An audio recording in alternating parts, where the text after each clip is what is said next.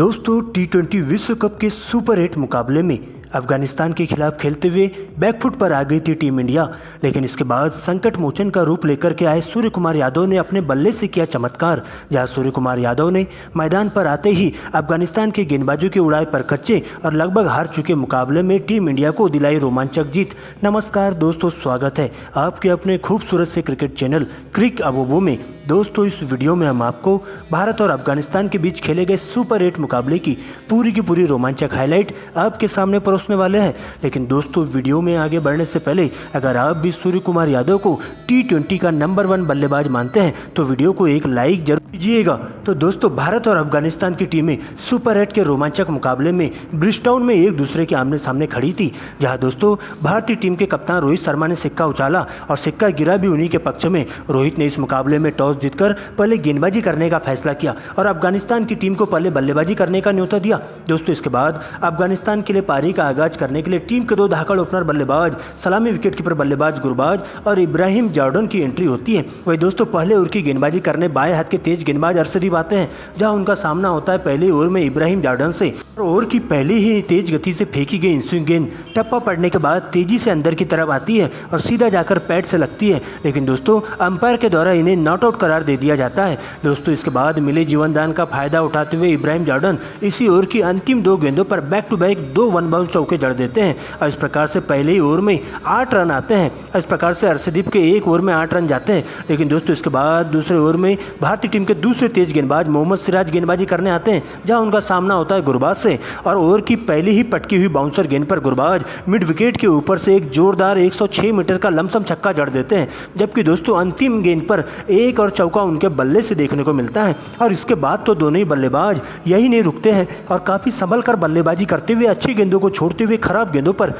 जोरदार प्रहार करना शुरू कर देते हैं। जहां तीसरे ओवर में एक बार फिर से अर्शदीप को टारगेट किया जाता है और इब्राहिम जॉर्डन इसी ओवर में एक छक्का और 2 डबल की मदद से 10 रन बटोरते हैं। तो दोस्तों चौथे ओवर में एक बार फिर से मोहम्मद सिराज को बैक टू बैक 3 लगातार चौके जड़ दिए जाते हैं और इस प्रकार से पावर प्ले के 6 ओवर की समाप्ति के बाद टीम का स्कोर बिना विकेट गंवाए स्कोर बोर्ड पर 66 रनों तक पहुंच जाता है। लेकिन दोस्तों कप्तान रोहित शर्मा 7वें ओवर में शिवम दुबे के हाथों में गेंदबाजी थमाते हैं, जहाँ पर उनका भी बेहतरीन अंदाज में 4 रनों से स्वागत किया जाता है। लेकिन दोस्तों इस साझेदारी को तोड़ने के लिए 8वें ओवर में भारतीय टीम के तेज तर्रार गेंदबाज हार्दिक पांड्या की एंट्री होती है, जहां हार्दिक पांड्या आते ही अफगानिस्तान के लिए काल बनकर आते हैं और ओवर की दूसरी ही पटकी हुई गेंद पर गेंद बल्ले का बाहरी किनारा लेते हुए सीधा कप्तान रोहित शर्मा के दस्तानों में चली जाती है और इस प्रकार से इब्राहिम जॉर्डन 30 रन बनाकर कैच आउट होते हैं। जबकि इसी ओवर की अंतिम गेंद पर गुरबाज भी यार्कर गेंद पर 35 के स्कोर पर क्लीन बोल्ड हो जाते हैं और इस प्रकार से हार्दिक पांड्या एक ही ओवर में अफगानिस्तान के दोनों ही ओपनर बल्लेबाजों को आउट करते हुए अफगानिस्तान को बैकफुट पर ढकेल देते हैं।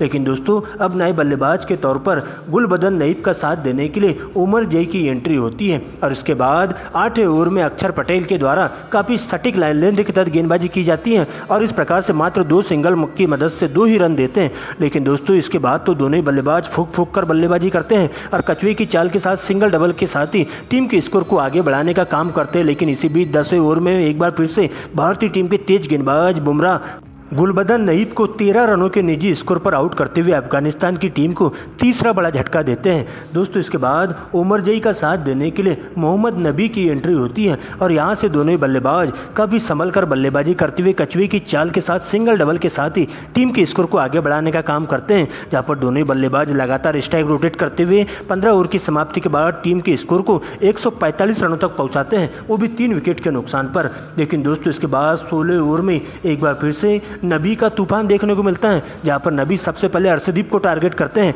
और इसी ओवर में 2 छक्के और 2 चौकों की मदद से 20 रन बटोरते हैं। लेकिन दोस्तों 17वें ओवर में एक बार फिर से उमर जई के रूप में अफगानिस्तान की टीम को चौथा बड़ा झटका लगता है, जहां पर हार्दिक पांड्या इस विकेट को लेते हैं और उनकी 22 रनों की पारी का अंत करते हैं। इसके बाद कप्तान राशिद खान की एंट्री होती है और इसके बाद तो नबी के साथ मिलकर अंतिम के 4 ओवरों में बॉल देखो और बॉल पेलो वाले नियम के तहत बल्लेबाजी करते हुए देखे जाते हैं, जहाँ पर दोनों ही बल्लेबाज भारतीय टीम के तेज गेंदबाजों के साथ साथ स्पिन गेंदबाजों के परखच्चे उड़ाना शुरू करते हैं। पूरे 20 ओवर की समाप्ति के बाद अफगानिस्तान का स्कोर 4 विकेट के नुकसान पर 184 रनों तक पहुंचता है। दोस्तों इसके बाद 185 रनों के लक्ष्य का पीछा करने टीम इंडिया के 2 धाकड़ ओपनर बल्लेबाज विराट कोहली और कप्तान रोहित शर्मा की एंट्री होती है, जिनके कंधों पर टीम को एक ठोस शुरुआत देने की जिम्मेदारी होती है। वही दोस्तों अफगानिस्तान के लिए पहले ओवर की गेंदबाजी करने तेज गेंदबाज फारूकी आते हैं, जहां उनका सामना होता है रोहित शर्मा से और ओवर की पहली ही गेंद पर एलबीडब्ल्यू की जोरदार अपील देखने को मिलती है, लेकिन डीआरएस का फायदा उठाते हुए रोहित शर्मा यहां बाल बच जाते हैं और इसके बाद रोहित शर्मा ओवर की अंतिम 2 गेंदों पर एक छक्का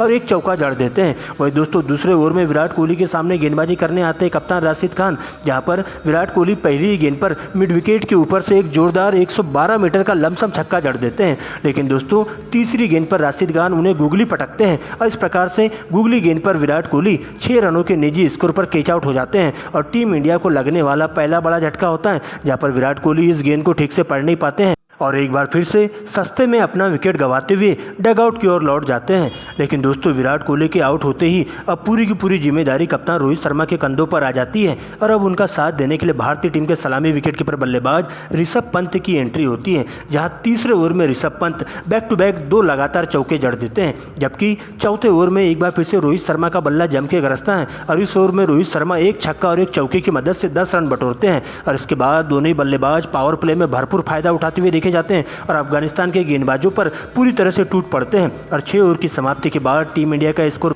1 विकेट के नुकसान पर 62 रनों तक पहुंच जाता है। लेकिन दोस्तों इसके बाद नूर अहमद की स्पिन गेंदबाजी देखने को मिलती है 7वें ओवर से, जहां पर दोस्तों आते ही अपनी स्पिन गेंदबाजी से बल्लेबाजों को खासा परेशान करते हैं और उन्हें बड़ा शॉट खेलने से रोकते हैं। लेकिन दोस्तों 8वें ओवर में एक बार फिर से राशिद खान को टारगेट किया जाता है, जहाँ रोहित शर्मा इसी ओवर में बैक टू बैक 2 लगातार गगनचुंबी छक्के जड़ देते हैं। तो दोस्तों 9वें ओवर में ऋषभ पंत का बल्ला भी जम के गरजता है और एक छक्का और एक चौका लगा देते हैं, जहाँ पर नवीन उलक को टारगेट किया जाता है। लेकिन दोस्तों 10वें ओवर में रोहित शर्मा जल्दबाजी कर बैठते हैं, जहां अपने अर्धशतक की ओर बढ़ रहे रोहित शर्मा इस ओवर में जल्दबाजी कर बैठते हैं और फारूकी को अपना केस दे बैठते हैं और इस तरह से 10 ओवर की समाप्ति के बाद टीम इंडिया 2 विकेट गंवाकर स्कोर बोर्ड पर 85 रन बना लेती है। लेकिन दोस्तों 11वें ओवर में एक बार फिर से फारूकी की एंट्री होती है, जहां पर ऋषभ पंत का बल्ला जम के गरजता है और ऋषभ पंत का साथ देने के लिए सूर्या की एंट्री होती है। लेकिन इसके बाद सारा का सारा दारोमदार ऋषभ पंत के कंधों पर आ जाता है और फारूकी को टारगेट करते हुए 2 छक्के और 2 चौके की मदद से 20 रन बटोरते हैं,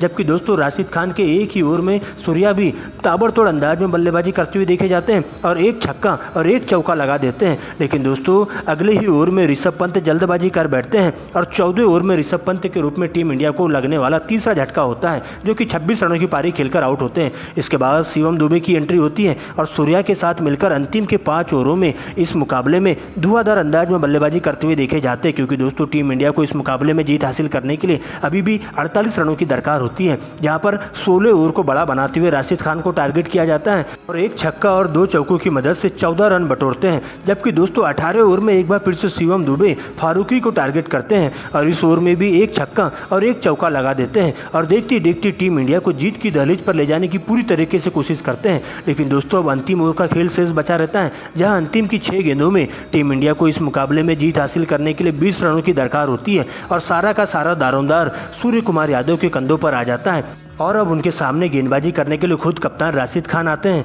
जहां दोस्तों शुरुआत की 2 गेंदें एकदम जड़ में की जाती है, जहां पर सूर्य कुमार यादव का बल्ला बिल्कुल भी नहीं चलता है और इन दोनों ही गेंदें दौड़ जाती है। लेकिन दोस्तों सर पर कफन बांध करके आए सूर्य कुमार यादव अंतिम की 4 गेंदों में 2 छक्के और 2 चौके लगाते हुए 20 रन बटोरते हैं और इस प्रकार से लगभग हार चुके मुकाबले में टीम इंडिया रोमांचक तरीके से 7 विकेट से शानदार जीत हासिल कर लेती है और अफगानिस्तान की टीम को 7 विकेट से कुचल देती है और इस प्रकार से सूर्य कुमार यादव और शिवम दुबे के द्वारा खेली गई अंतिम की ओवरों में धुआंधार पारी की बदौलत ही टीम इंडिया सुपर 8 मुकाबले में अफगानिस्तान को 7 विकेट से रौंद देती है और इतिहास के पन्नों में टीम इंडिया का नाम दर्ज करवा लेती है।